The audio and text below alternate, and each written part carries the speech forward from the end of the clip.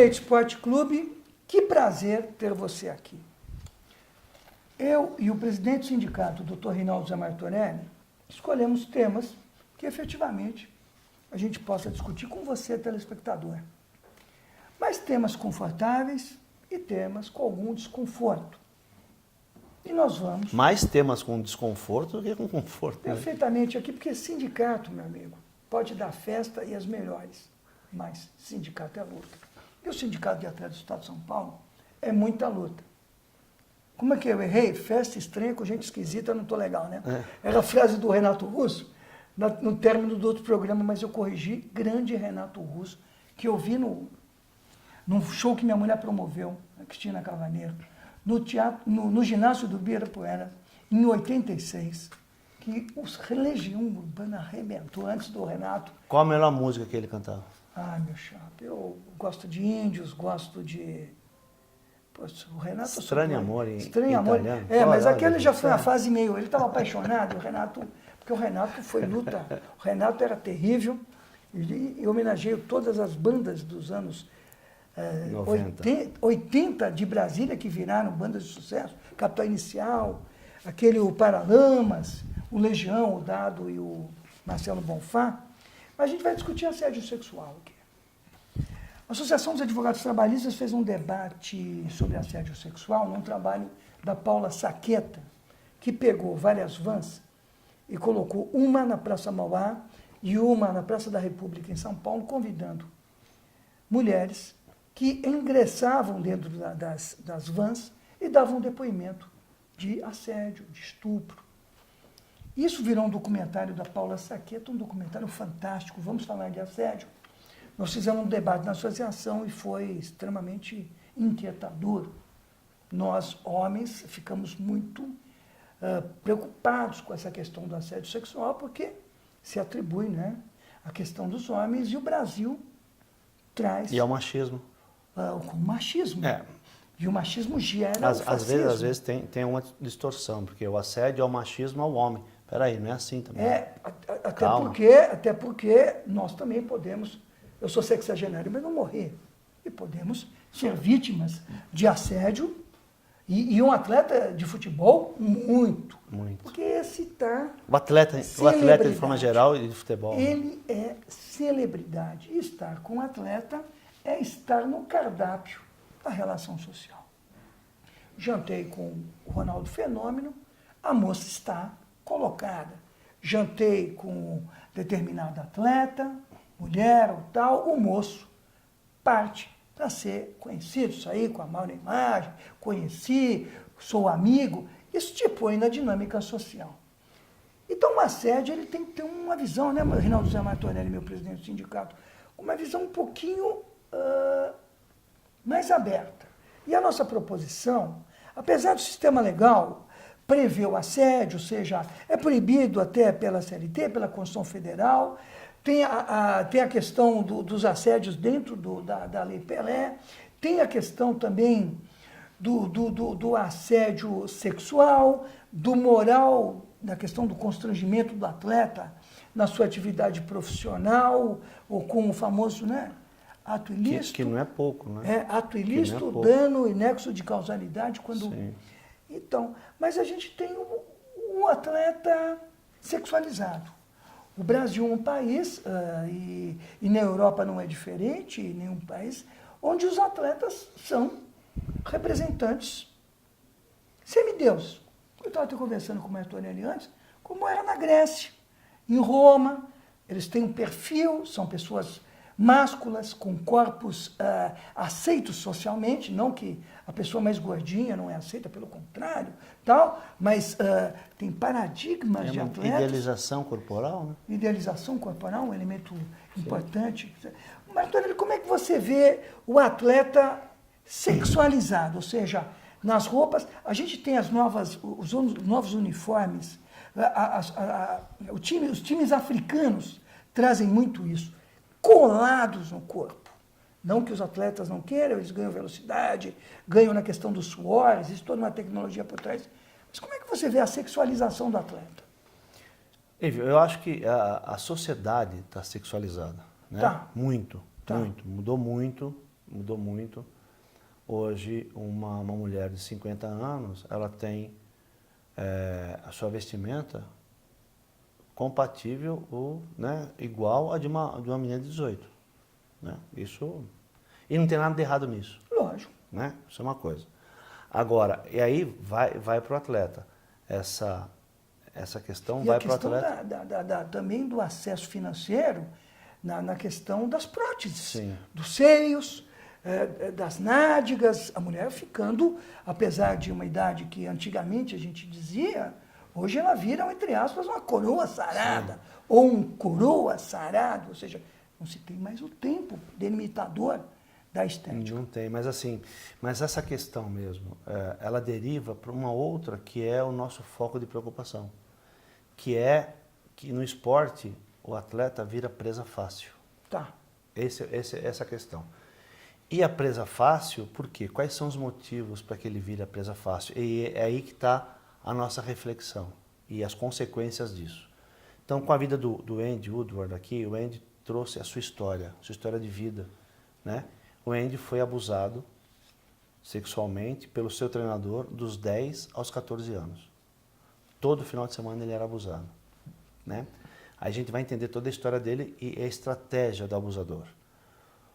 Como nós tratamos num programa aqui, acho que há 3 programas atrás, essa questão de todo mundo quer virar jogador de futebol, como um sonho, como ganho fácil, como glamour pela profissão, né? A família, quando vê um garoto que leva jeito, foi o termo que nós usamos, né? Leva jeito, ela teoricamente investe, né? Um investimento muito aí entre aspas, investe, assim, ela faz de tudo para que esse menino vire um atleta, né? No caso do Andy, o abusador, porque já não é mais assediador, é abusador, percebendo isso, entrou em contato com a família, dizendo, olha, se esse menino ele leva jeito, se ele estiver comigo, e ele era um cara que tinha já um histórico de mandar atletas para os grandes clubes da Inglaterra, se esse menino estiver comigo, eu faço dele um jogador.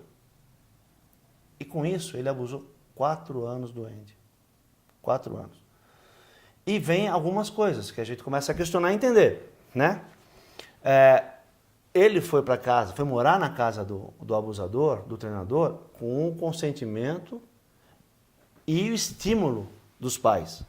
Como é que ele falava? Como é que eu quebro essa cadeia, essa relação? Porque os meus pais não vão acreditar em mim. Lógico. Olha como começa a loucura, né? Como é que começa esse abuso? O abuso começou com o treinador levando o Andy para o shopping, que ele não tinha acesso à época. Então começou a criar um deslumbramento na cabeça do menino. E aí fica mais maleável ou mais próxima a relação. Porque o nível de vulnerabilidade é extremo. Exatamente. Mas olha só a cabeça do cara quando ele é doente, né? Eu começo a criar um ambiente que você vai se achegar, se aproximar a mim. E a partir daí começam as coisas. Só que o Andy, ele engoliu tudo isso. Isso é uma coisa muito doida. Ele engoliu tudo isso. Esse treinador se aproximou da família e acabou casando com a irmã do Andy. Vejam que criminoso. Acabou casando com a irmã do Andy, tendo 2 filhos. Quando o mais velho estava chegando na idade que o Andy foi abusado, aos 10 anos, o Andy, vendo aquilo, falou, se eu não denunciá-lo, ele vai abusar do meu sobrinho, Teve muita do filho. coragem, hein? E denunciou. Isso foi 2006. Foi 2006. A denúncia foi em 2006, tanto que depois rastrearam o abusador e ele foi preso. Veio a público agora, o ano passado, né? Que ele teve capacidade ou a coragem, depois de 18 anos de terapia, de trazer isso a público. Trazer essa história para mostrar como é que as coisas são feitas. Pois bem, aí trouxemos o Andy aqui, porque a gente já faz um trabalho de prevenção ao assédio, né? Um evento que você abrilhantou com a sua abertura, lá no Museu do Futebol. O Andy contou sua história. Histórico. E nós criamos uma série de atividades naquela semana, né? O foco era o Andy, mas nós aproveitamos a vinda dele. A base do Palmeiras foi lá. A base toda do muito Palmeiras. Bacana, e depois, isso. é isso que eu ia falar. Nós criamos Não, toda uma semana de atividades, e uma das atividades marcadas previamente era uma ida para conversar com toda a base do Santos também. Olha que bacana. E paralelamente surge o caso do menino. do Patrick, do Juan Patrick. Isso mesmo, está aqui, ó. E o Santos manteve, legal que manteve a posição. Bacana. Time grande, O Juan né? Patrick teve aqui, né? Teve aqui também já aos 20 anos, 20 e poucos anos, relatando um suposto abuso que ele sofreu aos 10 anos. Lógico. Mas aí vem as falas e é onde a gente começa a trabalhar. Vem o Juan Patrick fala assim, não, mas para eu alcançar meu sonho, eu tenho que passar por isso. Vejam, Né? a distorção da Não realidade. tem que passar Lógico por que isso. Não. Não tem que passar. É aí que a gente começa a entrar com o trabalho e melhorar o nosso trabalho. Ah, mas isso é normal no futebol? Não é normal no futebol. A gente começa a trabalhar mais, com mais detalhes, vai buscar mais gente especializada. A gente começou a entender que, por exemplo, esse é um caso, né? A autoridade, se você for assistir o filme Spotlight, que é o que acontece, Sim. e aí, quando Questão o Ale estava dos fazendo esse religiosos de trabalho, Boston, né? estava fazendo um trabalho, eu pedi para ele assistir, porque eu já tinha assistido, tem uma cena que retratando a realidade, os jornalistas foram entrevistar um adulto que tinha sido abusado na infância por um padre. E questionado, né, os jornalistas perguntaram, mas por que você não denunciou? Fala, eu vou denunciar para minha mãe se ela tinha como ídolo o padre? Ou seja, a figura de autoridade deita e rola nessa história. Então, como é que a gente quebra essa figura de autoridade? Esse temor reverencial. Não, seja para o padre, seja para o treinador, seja para o intermediário, para o agente, para o diretor, né? Você vê, vamos para o caso das meninas da ginástica. Está aqui. Da ginástica nos Estados Unidos. E daqui do Brasil também. Daqui, mas lá, o médico, ele abusava das meninas, das moças.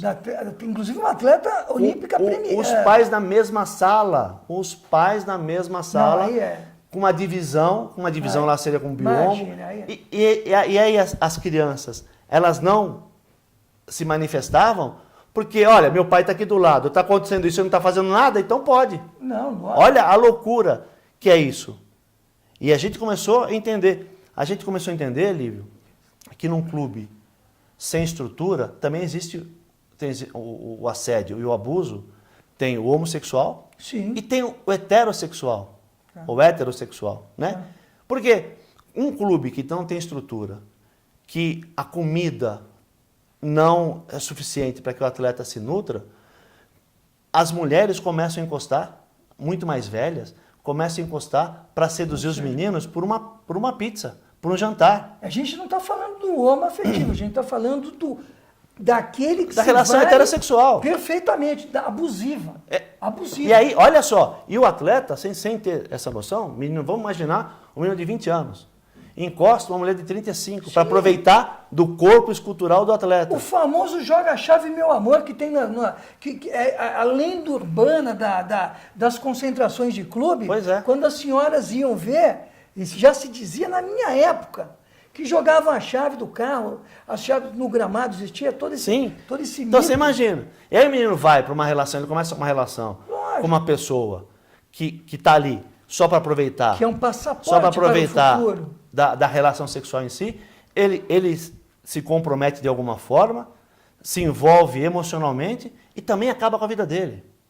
Então olha como é que as coisas, onde a gente chegou. A gente falou da sexualidade do atleta, que efetivamente faz muito esporte e precisa liberar isso, e o sexo, ou um pouco de vinho, ou um pouco de alegria, distende o atleta, deixa o atleta mais tranquilo. Foi para o abuso sexual de um pedófilo e de um criminoso. Agora você sabe que existe a figura do abuso, que é aquele que na hora do jogo fala: se você não jogar direitinho, eu vou contar que você saiu com o diretor. Ou seja, aquele que usa do abuso para rentabilizar performance.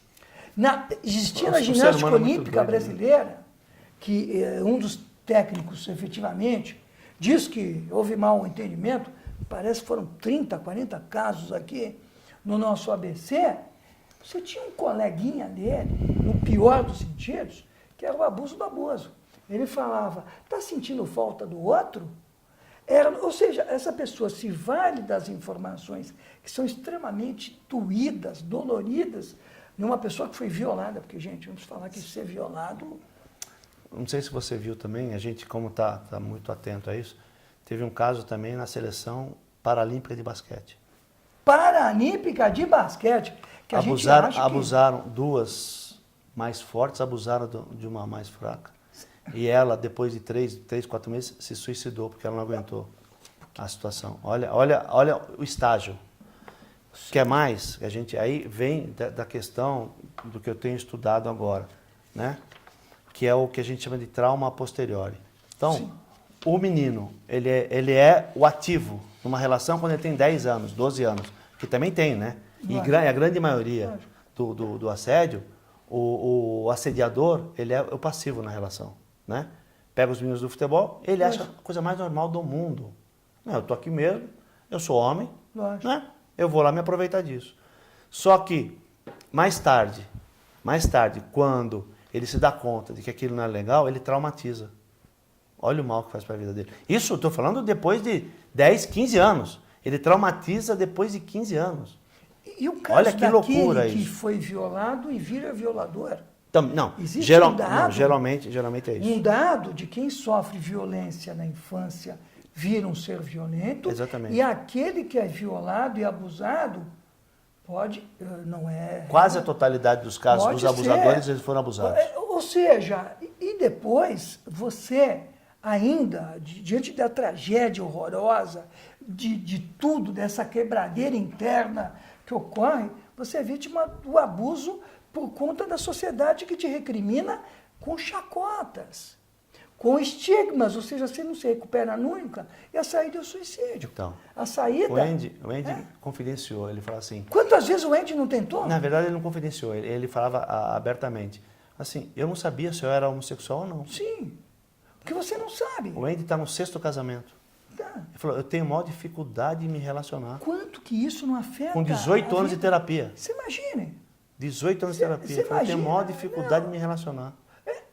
Você vem do ponto da sexualização, do esporte e a sociedade que nos comunicou, as questões de Hollywood, das fotos das revistas, das meninas da capa, agora dos moços da capa, ou seja, você vai para o ato de abusividade criminosa na pedofilia, no assédio sexual nas empresas, vai para o assédio moral, você vai tudo para uma destruição e uma desorganização social que bate no esporte, ou seja, a que ponto e aonde isso vai chegar? Então, é aquela coisa da vulnerabilidade. Sim, né? sim. O esporte, Sim. por ter essa coisa do contato, já facilita. Lógico. Mas quanto mais desorganizado, Lógico. mais fácil para os tranqueiras entrarem.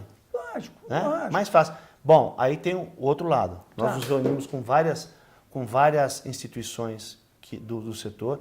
Olha um caso interessante. Uma das instituições que agora faz parte do nosso grupo é a Childhood. Tá, É uma fundação sueca, tá. né? Cuja a fundadora principal é a rainha Silvia Tá. da Suécia. Que ela é metade alemã, metade brasileira e é a rainha da Suécia, perdão. Sabe por quê? O que a motivou a fazer isso? Você imagina que na Suécia o índice de abuso é alto?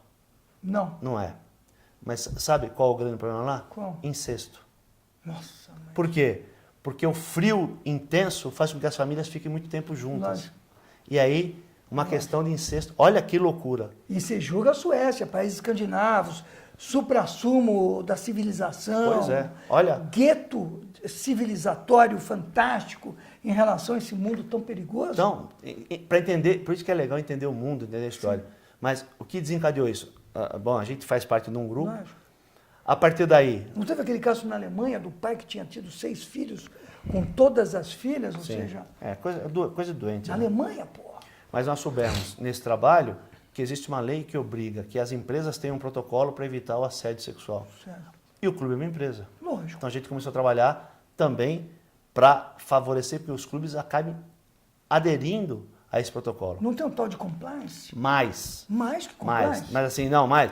Hoje tem um clube formador que ele é qualificado pela CBF, Tá, que é por lei. tá. Só que os clubes, no protocolo do clube formador não está um protocolo para evitar o assédio. Naquele evento que você abriu lá para nós, brilhantemente, estava a doutora Cláudia Lovato, Sim. do MPT. Sim. E a doutora Cláudia Lovato, nós nos aproximamos dela, houve uma interação. Nós produzimos um documento, Lívia, né? O Sindicato de Atletas produziu um documento para dar suporte para ela trabalhar. Ela, nesse momento, vai trabalhar, vai chamar a federação e os clubes em São Paulo e já levou para um grupo de trabalho nacional Muito tudo bom. que nós fizemos Muito para que bom. isso vire obrigatoriedade da CBF para ela poder certificar o clube como formador.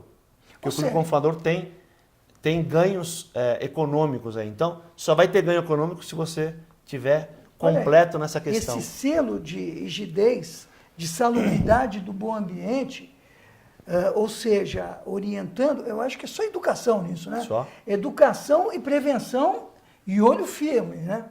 O clube tem que acompanhar bem as relações internas para evitar que esses abusadores, que são espertos, tomar alguns cuidados, que são né? malandros, Sim. o abusador ele não chega lá e avisa, olha, eu vou abusar porque... Quer uma coisa pior? Vai. Quer uma coisa pior? Assim, o clube, quando ele sabe de alguma coisa, ao invés de ele apurar, quando sai algum indício, ao invés de ele apurar, ele sabe que ele tem responsabilidade, ele vai lá e abafa. Mas ele mitiga. Então, perante a justiça do ele trabalho, vai- se ele tem uma ação imediata, ele se exime. Mas ele vai e abafa. Ele vai abafa. E aí tem Tá aquela errado. coisa. Tá errado, lógico que tá errado. Tá errado. Porque se acontece alguma coisa, né? A gente está na sede do sindicato. Lá no portão eu sou responsável, eu tenho que Lógico. apurar. Mas Eu tenho que apurar Perfeitamente. e dar continuidade na Lógico, situação. Lógico. Né? E o que é pior, voltando para um dos pontos que nós falamos, o atleta com medo de se expor e perder a possibilidade de virar um Neymar da vida, Lógico. ele cala a boca. Então, Ele engole o choro. então. Só que mais tarde vai ter problema. Então, Olha a seriedade da situação. o recado, né, Martonelli, para os jovens é que o passaporte do atleta é a qualidade desportiva, a qualidade física, o comprometimento, a educação, né? A autonomia. Seguir a autonomia. Autonomia. E nunca se submeter Uma vida a isso. saudável. E se descobrir que um colega está sofrendo, denuncie. A omissão é crime, gente. Percebeu que existe dentro do meio ambiente de trabalho um agente criminoso, abusador, é obrigação denunciar. Ah, mas o meu clube... Você está salvando o clube não vai tomar uma ação indenizatória de danos morais seríssimos com esse gravame sexual, porque você foi lá e falou, ó, o colega tal está sofrendo, o colega tal Aliás, está até sofrendo. é pedagógico, né? Lili? Lógico. É pedagógico. Não há país no mundo, moçada, não há país no mundo que educou seu povo sendo brando. Perfeito. Onde as regras são rígidas, o povo é educado. Você tem que seguir as regras, Sim. você tem que seguir, porque se esse abusador faz com o outro, vai fazer com você. Não adianta achar que esse não é meu problema. Crime é problema de todos. Sim. E evitar a ação de criminosos é dever de todo bom cidadão. Para encerrar, É o silêncio dos bons que nos preocupa, né, Lili? perfeitamente, é o Silêncio Martin dos Luther bons King que nos- essa? é. Então, vamos ter o último recado, faltando um minuto, Rinaldo Martonelli, contra o assédio sexual, bandeira do Sindicato de Atletas do Estado de São Paulo, já, ó, e Há mais trazendo de o 5 Andy anos, há Ward, mais de foi 5 anos. ainda E o Andy vai voltar ano que vem. fantástico. O Andy Assim, volta? Moçada, presta atenção nos sinais, né? E não se curve a nenhum tipo de relação que vai lhe trazer problema imediato e para o futuro. Presta atenção. Tem que ficar de olho. Nós aqui do Direito Esporte Clube não aceitamos qualquer tipo de criminosos, qualquer tipo de intervenção visando efetivamente a obtenção de qualquer tipo de favor sexual. A sociedade está aí, o sistema legal está aí com leis próprias, leis super severas para aquele que efetivamente se vale disso. Vamos terminar o Direito Esporte Clube com um alerta. Martorelli, 10 segundos na tela para você encerrar o programa para os atletas. Não se submeta. De jeito nenhum, não pode submeter a nenhum tipo de abuso, porque é um mal para você, para a tua vida profissional e para a tua família. Então, tenha coragem. É um pouquinho de coragem só, você pode mudar o mundo. Direito Esporte Clube contra qualquer tipo de abuso contra o ser humano pela dignidade da pessoa humana. Até a próxima semana.